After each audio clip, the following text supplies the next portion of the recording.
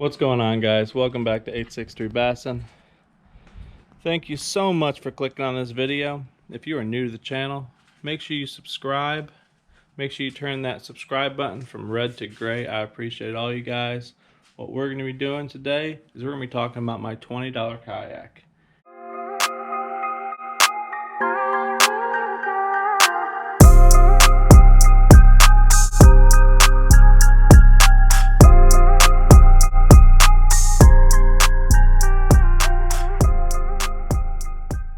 And yes, I mean $20 kayak. I picked this kayak up from a buddy of mine. Super cheap. It needed pretty much everything. It was bare bones. Even the hatch doors were missing. So I went on Amazon. I went on a couple sites. I found a couple YouTube hacks. I'm going to go through them all, show you guys how I built the kayak from my perspective of what a fishing kayak should be. I know there's great ones out there. I try to make this one a little personal to me. So we're going to break it down. We're going to go over everything. I appreciate you guys clicking on this video. Let's get into it.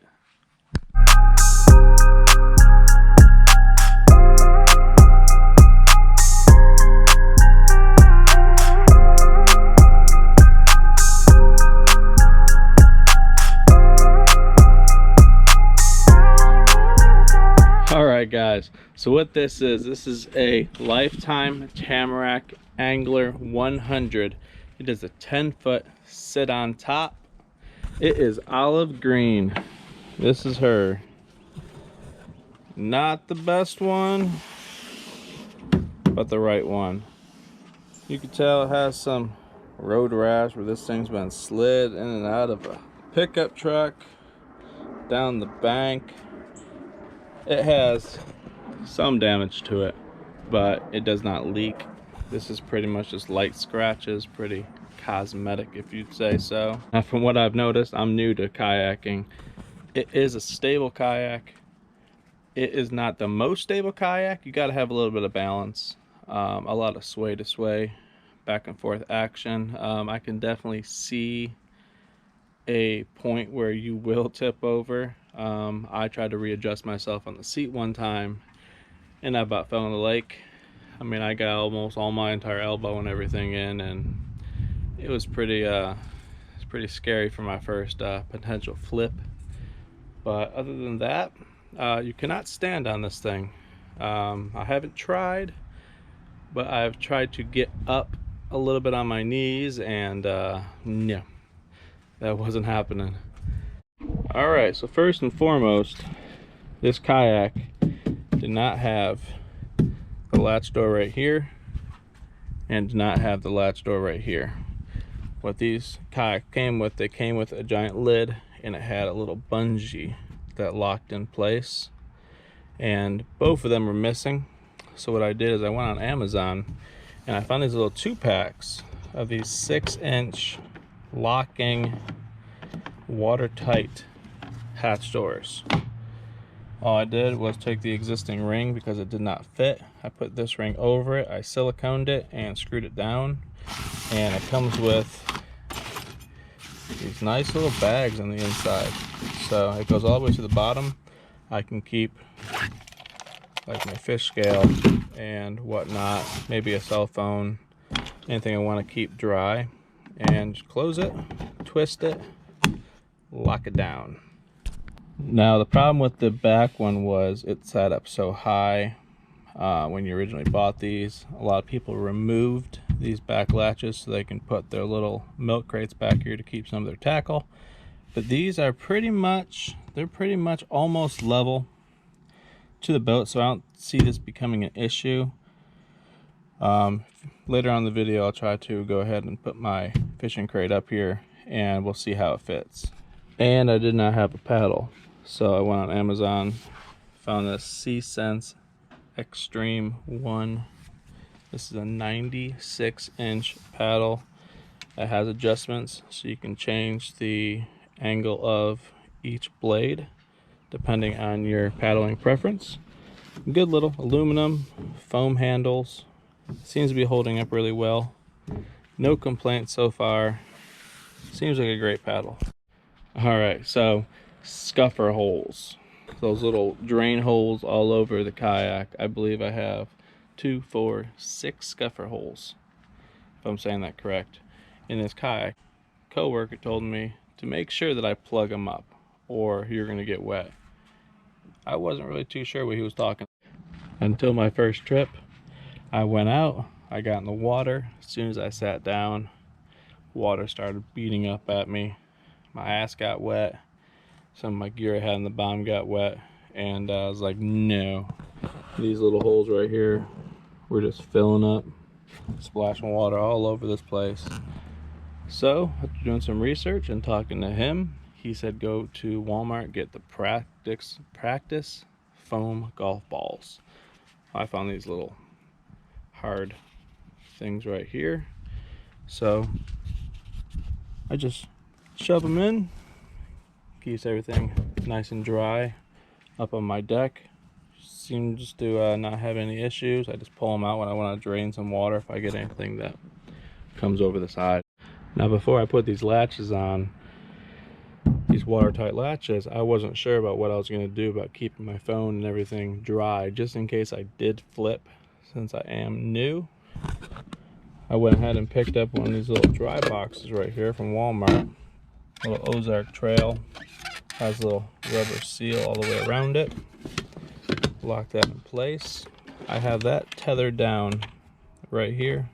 This little screw right there, that is actually made for a lanyard, so you can hold on to that and stand up on the kayak, getting on and off easier.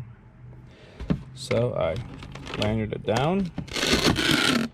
I put some Velcro on it, and just in case I actually fall, that comes loose, it's going to fall in the water, but all my electronics are going to be nice and dry.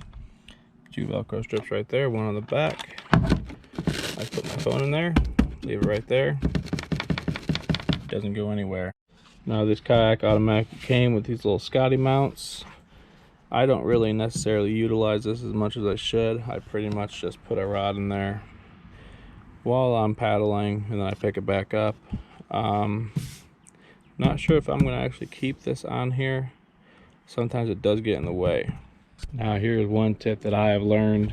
If you watch some of my previous videos, you'll see me doing it. I got these fishbone snail trail fish grippers. These little things right here float in the water, super lightweight. I have them tethered right there all the way, and what I'll do is I'll just lash it right there, leave it. But I utilize this by, I'll go ahead and I'll catch a fish, I'll lift the fish, I'll throw the fish in the water while I rearrange my hooks and my rods and whatever kind of hectic mess that I've made, because I'm very unorganized right now on this kayak on the water. Everything gets thrown everywhere. So that is one big tip that has made it easier for me on the water, is keeping some of those fish grippers close to me. Helps me control the situation, and plus if I catch any of those Florida toothy creatures, I can go ahead and lip them a lot easier. Alright, now on to the biggest project I have done. Now these kayaks came with a really thin foam seat on the bottom, and they came with an adjustable backing that sat up and basically tethered pull ties to these little circle things down here, so you can adjust your back basically. And it was completely missing top and bottom, so I actually went to Walmart. I picked up this Ozark Trail stadium seat for $15, and it actually looks really good on here. Now how I attached this seat was actually pretty simple. I bought a pack of these at Walmart. What I did is I put 2 in the back, 2 on the side, 2 underneath, and then 2 on the other side. And all I did was run zip ties, and I attached it to the seat all the way around. And I can literally pick this kayak up by this seat It doesn't even move. Now after my first trip, it kind of sat kind of down and it was really uncomfortable. So what I ended up doing is I ended up cutting some, I don't know if you guys can see this, I'll move the paddle out of the way.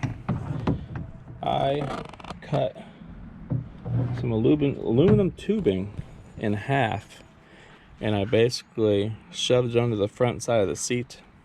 There's a better view. I basically cut it in half, shoved 2 bars underneath the seat. I basically ran a zip tie around those to here. I don't have to worry about those things going anywhere. They're completely stuck in there, and if they do slide, they're going to hit this little knob right here, and I can't go any farther because there's a lip right here on the plastic. So what that's basically doing, it's actually lifting up my seat upwards, so it gives me a little bit more of a back lean. I had a lot of people telling me that the center of gravity is going to be thrown off. I personally haven't sat in it with the original seat, only with this seat, and I can tell you that it's comfortable. I like sitting higher up, and the durability, from what I've heard in stories and just my personal experience, that it is doing a lot better, looks a lot better, and I think the longevity is going to last. Like I said, for 15 bucks at Walmart, just an Ozark Trail Stadium seat, you can't beat it. And of course I got another one of those little rings right there. I got my pliers, and I haven't figured out what to do with these yet. I need to find like a little something to attach it to on the boat. So I did, just ran a zip tie right around there. She stays right there. Easy, simple, out of the way, but fully accessible when I need to take that hook out of that fish's mouth. Other than that, we have these little bungee cords right here on the front. Haven't figured out anything to put there yet. Normally where I store my life jacket, going back and forth, but I could put a tackle bag here. I'm just not sure, not too comfortable yet going up here to get it without losing my balance. All right, here is my fishing crate. It is basically a milk crate that I basically took 2 milk crates. This top section right here is, I actually cut the very bottom section off the milk crate, and what I did is I made a lid. I tied a little bungee cord right there on top, right here. I'll bring this down, I'll latch it right there, so if I ever flip, none of my tackle is going to fall out. Just open it up. I have myself a nice little lid so I can access the tackle boxes, my hard baits, my soft baits. I have extra rope, whistles, stuff like that inside here. And all I did was run 3 zip ties along the back to kind of give it a hinge. And that is it. And I'll go ahead, lock it down just like that. And it's mobile. Yeah, and check out that little back decal I got. That 6 cents fish bones right there. Give it a little pizzazz on the back of the kayak. But that is my kayak. So let's go ahead and try to fit that crate on the back of that kayak. See how it fits, because I haven't checked it since I put that lid on. Now I could have honestly went without the lid back here and just kept the crate flush, but if I ever would have flipped, that was a giant hole that could have just sucked in water in that circumstance, and I really didn't feel like losing my kayak, so it's better to have a little bit of wobble than losing my kayak completely. All right, I have got her bungeed from one side to the other on these little clips on the front and the back, and I can honestly say it ain't going anywhere, nowhere. So when I'm on the water, all I gotta do is reach back, undo that, get my tackle, throw it back in there, lock it, and I am good to go. I also didn't mention that you have two little fishing rod holders right here. I utilize the crap out of those, but it is kind of difficult to get a full cast in a certain direction. I have two rods behind me. Haven't figured out that part yet. Almost snapped a rod, but we're not even going to talk about that. So if you guys have any other hacks, ideas, or anything like that I can do to this $20 kayak, please let me know. We're in at about 60 bucks right now with everything that I have put on it. And that is including the price of the actual kayak. So tips, tricks, hacks, do-it-yourselves, anything that I can do to improve my experience on the kayak, or any way I can build out stuff on the kayak. I'm still working on a anchor system. You run it along the side of the kayak. I'm still working on that process because my anchor is currently in my little milk crate box. So drop them down in the comment section. I appreciate it, you guys. If you guys like this video, make sure you give it a like, and I'll see you on the water. Just don't forget one thing: enjoy that grind.